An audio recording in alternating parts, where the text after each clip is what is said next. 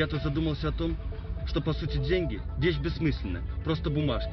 Петербург шаарында көчөдө кетип бара жаткан адам унаанын терезесинен 1000 рубльдук банкнотторду чачкан. Аны көргөн күбөлөр ал чачкан акчаны жарыша чогултуп алды. Күбөлөр чогултуп алган акча чын акча экенин айтып колдонушкан. Анын жалпы суммасы азырынча тактала элек. Ал окуядан көп узабай Инстаграмда бет кап кийген жигит унаанын ичинде олтуруп алып, көчөдөгүлөргө акча чачкан. Булак Назарбек.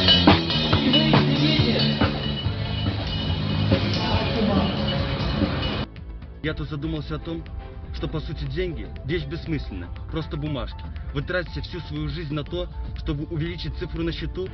У меня в руках 50 тысяч рублей. Между прочим, это средняя зарплата в городе Санкт-Петербург. И вы действительно горбатитесь ради этого? Мне вас жалко.